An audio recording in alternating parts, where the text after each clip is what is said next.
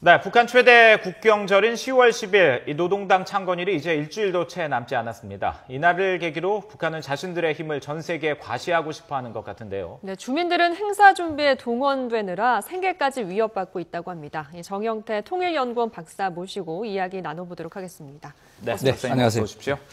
네, 북한 김정은 노동당 제1비서가 노동당 창건일 행사를 앞두고 간부들에게 뇌물을 받지 말아라 이렇게 이제 강력하게 메시지를 전한 것으로 전해지고 있습니다. 그 행사를 앞두고 뇌물을 받고 있는 간부들이 많다는 얘기입니까? 그렇죠. 사실은 이러한 그 큰 행사를 할 때는 주민들이 동원이 됩니다. 뭐 각종 주민들이라고 볼 수가 있는데, 뭐 학생은 학생대로 또 노장청들도 마찬가지고 이 동원되는 데 있어 가지고 그 동원되는 기회를 또 제공하는 그런 경우도 사실 있고, 그것의 대가를 또 주는 경우. 그다음 그것보다는 더 큰 것이 뭐냐? 요새는 이제 북한은 사실은 이 배급이 잘 안 되기 때문에 스스로 자기들 생계를 그 영위를 해야 되는 그런 경향이 사실 큽니다. 예를 들어서 시장 가서 뭐 이래 장사를 한다든가 이런 게 해서 생계를 유지하는데, 그렇다면 이런 큰 행사 속에서 이루어진다면 강제적으로 여기에 참여를 해야 되거든요. 그럼 여기서 빠져야 될 거 아닙니까? 그럼 이 빠지도록 하기 위해서 뭐 뇌물을 당 간부들한테 준다든가 뭐 이런 것들이 크기 때문에 이런 큰 행사가 있을 때는 아마 당 간부들이 꽤 주머니가 두둑해질 가능성이 사실 있다는 거죠. 그러니까 북한에서는 큰 행사나 큰 공사가 있을 때 그러니까 주민들이나 이제 군인들이 동원되는데 마치 조선시대 역의 의무처럼 이렇게 주민들이 동원되는 것 같은데요. 생계를 이어갈 수 없다라고 한다면 북한 주민들에게는 정말 피하고 싶은 그런 동원령이 될 것 같아요. 그렇죠. 모든 게 아까 크게 또 큰 것이 예를 들어서 이제 뭐 큰 공사를 한다든가 예를 들어서 아파트를 짓는다든가 이런 게 하는 게 우리 같으면 뭐 일정한 기업에서 뭐 돈을 주고 노동력을 산다든가 이런 것인데, 북한은 모든 것이 이 동원이거든요. 그럼 군인은 군인대로 일반 민간인은 민간인대로 여기에 동원된다는 것이죠. 여기 동원돼 버리면은 안 그래도 그 배급이라는 것이 없는 상황에서 여기 동원돼 버리면 그런 그 생계를 유지할 만한 어떤 기회를 갖지 못한다는 거죠.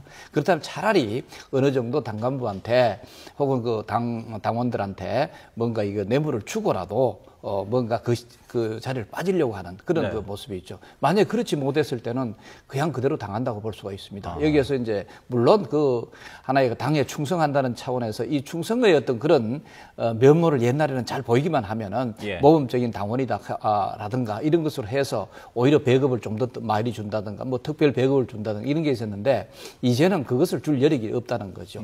모든 것이 북한 주민들 스스로가 거의 그 생계를 유지해 나가야 된다. 뭐 이런 차원이라고 볼 수 있습니다. 그렇다면 이제 박사님께서 이야기해 주신 대로 이 행사를 앞두고 당 간부들은 뭐 한쪽에서 좀 주머니를 채우고 있고 또 한쪽에서 주민들은 굉장히 이제 생계를 이어받고 있는 그런 상황인데 김정은 위원장이 간부들 조심해라 이렇게 얘기한 건 그럼 결국은 좀 주민들을 불만을 좀 무식한 그런 발언이다 이렇게 봐도 되는 겁니까? 그렇죠. 이제 이런 사실을 당 창건 70주년 기념이라고 하면은 주민들한테 굉장한 이런 잔치 날이 될 정도로 이런 경사스러운 날이 돼야 된다는 거죠. 뭐 그렇지 않고 여러 가지 형태로 뭐 주민들이 소위 뇌물을 바쳐야 되고 또 이래 하기 싫은 어떤 그런 행위들, 정치적인 활동이라든가 이런 데 참가해야 되고, 또 그것보다 더 큰 것이 아마도 이러한 행사를 준비하기 위해서 많은 자금이 필요로 합니다. 이 자금을 상당한 부분 소위 그 세금 이외에 자기들이 내는 어떤 그런 그 인위적으로 뭔가 이게 부담을 해야 되는 그런 것들이 있지 않느냐. 막 이렇게 본다면은 이중적으로 북한 주민들은 이런 당 창건 기념일 때문에 사실 그 고난을 받고 있다 이래 볼 수가 있죠. 그럼 뭐 여기에 대한 여러 가지 불평불만들이 상당히 강화되니까 소위 김정인 제1위원장까지 나와가지고 그런 말을 할 정도 같으면 이것이 상당히 지금 심화됐다 이렇게 볼 수가 있죠. 그러니까 북한 주민들은 노동력도 제공해야 되고 세금도 내야 되고 이중고에 시달리고 있다 이렇게 볼 수 있을 것 같은데요. 지금 평양의 모습이 좀 궁금하긴 해요. 이렇게까지 이 노동당 창건일 기념식을 위해서 이렇게 분주하게 움직이고 있는 모습이 한창일 것 같은데요. 이 노동당 창건일에 김정은이 전 세계에 보여주고 싶은 것, 뭐 메시지 이런 건 어디에 있다고 볼 수 있을까요? 크게 두 가지. 이제 북한은 기본적으로 이렇게 얘기합니다. 정치 사상 강국, 그다음에 군사 강국, 경제 강국 이런 식으로 이제 그 세계적으로 이게 선전하고 있거든요. 그러니까 정치 사상 강국을 뭔가 이게 나타나기 위해서는 당 창건 기념일 자체를 굉장히 대대적으로 함으로써 당을 중심으로 한 이 어떤 그 정치 조직, 정치 활동 이것이 그 어느 국가들보다 일사불란하게 그 통합적으로 잘 되고 있다. 예. 이런 것을 나타낼 수 있는 것 같고 그 다음에 이제 이 당 창건 기념일을 통해 가지고 소위 군사적 강성 대국이다. 네. 이런 것을 또 시위할 필요가 사실 있죠. 네. 그렇다면은 이번에 여러 가지 형태의 자기들이 갖고 있는 그런 그 군사적 새로운 수단들 예. 이런 것을 이제 과시하는 그런 그 저 장소가 될 수 있을 것 같아요. 예. 그 다음에 이제 경제적 강성 대국이라고 예. 하는 거 이것은 좀 못 미치지만 그래도 주민생활 향상을 위한 여러 가지 형태로 예를 들어서 그 평양을 주변으로 해가지고 새로운 어떤 그 유원지라든가 이런 예. 것도 만들고 그 다음에 또 새로운 아파트라든가 이런 것들도 다 그러니까 고층 빌딩을 막 세워 나가는 거죠. 네네. 예. 이것을 이제 세계 만방에 나름대로 예. 과시할 수 있는 어떤 그런 기회로 이 당창건 기념일을 적극 활용한다 이래 볼 네. 수가 있습니다. 예. 김정은에게는 굉장히 대외적으로도 그렇고 대내적으로도 굉장히 성공적으로 치러야 되는 중요한 어떤 정치 이벤트인데 네, 군사력 가시 부분은 앞서 얘기를 했습니다만 또 주목할 점은 김정은 위원장이 최근에 다닌 곳을 보면 뭐 동물원을 방문했다든가 백화점, 유람선, 이렇게 주민생활시설에도 상당히 이제 관심을 드리는 것 같은데 이게 이제 우리 남한의 이야기로 하면 이른바 민생 돌보기 아니겠습니까? 이런 부분들은 어떻게 분석을 해야 될까요? 소위 이렇습니다. 그 북한에는 이제 성군 정치다 해가지고 군사 역량을 중심으로 해가지고 사실 그 정치 통치 체제를 이끌어간다. 예. 이래 볼 수가 사실 있죠. 그렇다면은 우선적으로 이 군사적 수단, 소위 능력을 먼저 시위할 필요가 사실 있었던 겁니다. 예. 그렇기 때문에 뭐 일련에 잘 아시다시피 지난번에 목함질의 도발이라든가 이런 것을 통해서 그 군사적 긴장 조성을 인위적으로 하고 여기에서 자기들이 힘이 있는 부분 이런 것을 또 시위하는 그런 정도로 또 해내고 그 다음에 이제 소위 잘 아시다시피 북한이 그 로켓 발사다 뭐다 해가지고 이런 그 군사시대 위험을 나름대로 밝히고 있습니다. 예. 자 여기서 더해서 이것만 가지고 되지 않습니다. 인민 생활을 어느 정도 향상시켜주는 그런 것을 동시에 또 보완을 해줘야 되는 겁니다. 예. 그렇기 때문에 당창건 기념일을 위호해가지고 사실은 그 김정은이가 직접적으로 여러 가지 인민생활 향상을 시킬 수 있다고 하는 어떤 나름대로의 그것을 시위하기 위한 여러 행보 이런 것을 하는 것은 지극히 자연스러운 거라고 볼 수가 있습니다. 네. 특히 이제 김정은 체제에서는 뭐 장성택 소위 국무부 처형이라든가 현역층 처리라든가 이런 그 공포 정치도 하면서 이러한 잔혹성을 보임과 동시에 뭔가 주민들을 위해서 한없이 또 이 그 도량이 크고 포용적인 그러면서 이제 이런 그 행태를 보여주기 위해서라도 네. 인민생활 향상을 위한 여러 가지 행보들 이런 것을 적극적으로 하고 있다고 볼 수가 있습니다. 네. 이제 남북이 내일이면 이산가족 생사확인 명단을 교환하게 되고요. 네네. 만약에 근데 거기에 악재로 이제 작용할 수 있는 것이 이 기념일에 미사일을 쏘지 않을까라는 우려가 있습니다. 그런데 준비가 조금 늦어지고 있다라는 관측도 보이고 있는 것이요. 아직 미사일이 발사장 주변으로 나오지 않았다 이런 것들이 관측되고 네네. 있어요. 그래서 그 시기에는 좀 못 맞출 것이라는 그런 관측도 나오고 있습니다. 그런데 본래 이제 이런 당창건 기념이나 이런 정치적 행사 이전에 예. 미사일 발사를 하게 된다면은 뭐 최상의 효과를 거둔다고 볼 수가 있습니다. 그렇지만 이 소위 로켓 미사일 발사 뭐 이런 식으로 나갈 때 이건 굉장히 그 기술적으로 복잡하고 정교한 여러 가지 준비가 사실 필요하다고 볼 수가 있죠. 예. 그 과정에서 여러 가지 뭐 그 결함이 다시 발견이 된다든가 이렇게 해서 연기될 수밖에 없는 그런 상황이 생긴다. 예. 이렇다면은 자연스럽게 이거는 넘어갈 수밖에 없는 연기될 수밖에 없는 상황이 생긴다고 볼 수 있죠. 네. 이번 경우는 그것이 또 가깝다 이래 볼 수가 있습니다. 왜냐하면은 최근에 그 북한에 소위 이제 이런 그 미사일 시험 발사와 관련된 그런 관료가 자기들 이 미사일이라든가 소위 로켓이죠. 로켓이라든가 이것은 굉장히 그 과학 기술적으로 정교하고 여러 가지 그 중요한 어떤 그런 그 복잡한 것이 있기 때문에 네. 정치적 행사라든가 여기에 맞춰서 시험 발사를 한다든가 하는 것은 아니다 하고 하는 걸 지난 7월 23일에 이례적으로 말한 적이 사실 있거든요.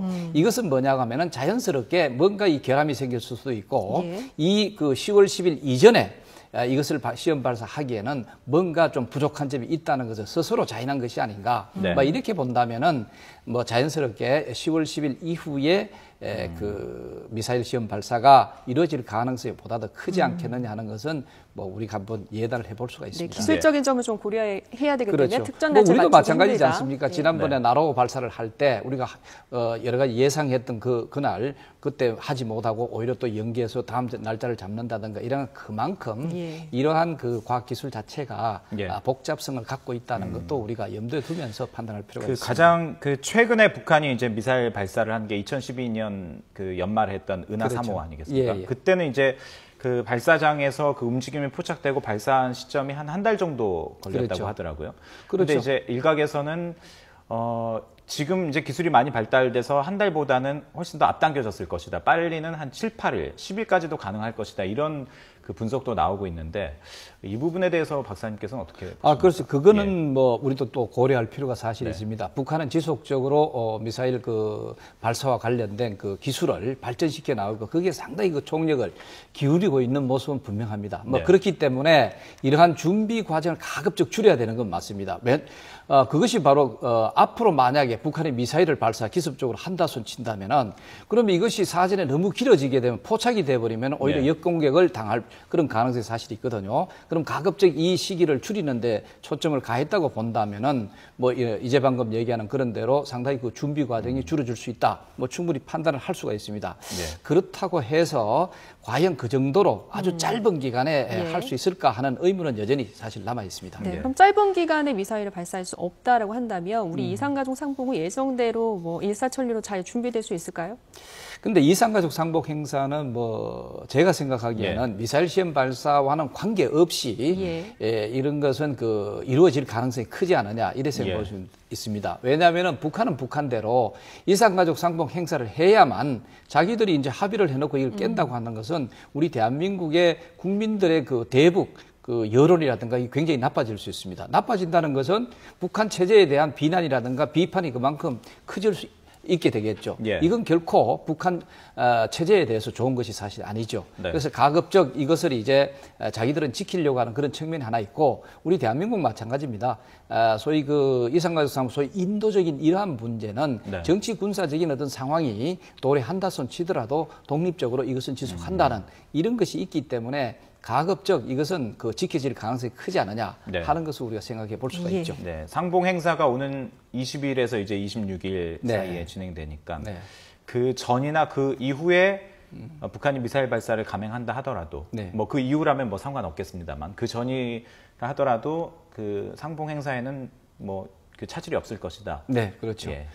그래서 지금은 이산가족 상봉 행사는 뭐 북한 역시도 이것을 지키지 않으면 안 되는 소위 이제 8.25 우리가 합의가 사실 있지 않습니까? 그거는 북한이 또 스스로가 여기에서 합의도 했고 그 합의를 지키는 상황에서 소위 이제 우리가 심리전이랑 두 가지가 있거든요. 군사적 심리전이라고 있고 또 민간 차원의 심리전이 있을 수가 있습니다. 민간 차원의 심리전 스스로 그 초래하는 그런 행위로서 소위 그 이산가족 상봉 행사를 북한이 스스로 폐기를 하기는 어렵지 않겠느냐 하는 생각이죠.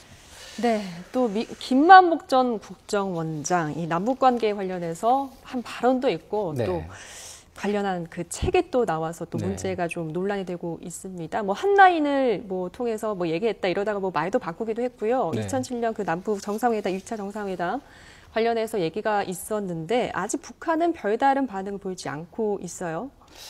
뭐 여기에 대해서 북한이 크게 뭐 비난할 그런 것은 사실 없을 것 같아요. 왜냐하면은 북한 역시도 이쪽에서 누가 그런 것을 얘기하느냐에 따라서 달라집니다. 이 자체는. 그래도 노무현 대통령 시절에 북한이 상대적으로 그래도 가깝다고 느끼는 어떤 그런 것이 사실 있거든요. 또 그쪽에 관계했던 인사들이 얘기하는 것은 가급적 이런 비난한다든가 거기서 좀 멀리할 가능성이 사실 있습니다.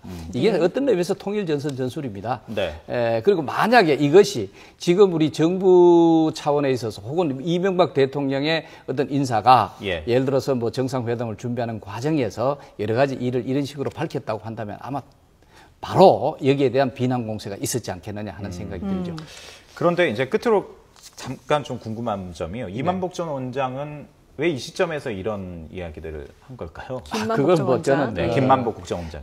뭐 구체적으로 알 수는 없으나 그래도 이제 사실 이제 이명박 정부 그다음에 박근혜 정부 이래 들어오면서 남북 간 관계에 있어서 여러 가지 아직까지는 그 물꼬가 확 열리지 않은 그런 상황도 사실 있다고 볼 수가 있죠. 뭐 그런 차원에서 그 당시에 참여하셨던 여러 가지 그 정상회담이라든가 또 준비했던 그런 과정을 어느 정도 국민들한테 그 알릴 어떤 그런 그 필요성을 느꼈을 가능성이 사실 있죠. 뭐 이런 것을 통해서 앞으로 보다 더 소위 그 남북 정상회담에는 어떤 그런 물꼬를 이어가고 싶다는 어떤 그런 의도도 있다고 볼 수가 있겠죠. 네, 뭐 이 발언 또한 뭐 이산가족 상봉에 대한 악재는 되지 않을 것이라고 보면 이거는 되겠죠? 뭐 이산가족 상봉 행사에 뭐 악재하고는 관계 없을 것 같아요. 전 정부와 관련된 그런 인사가 한 것이 사실 아닐 테니까. 네, 지금까지 정영태 통일연구원 박사와 함께 현재 북한과 남북 관계 상황에 대해서 이야기를 나눠봤습니다. 박사님 오늘 말씀 잘 들었습니다. 네, 고맙습니다.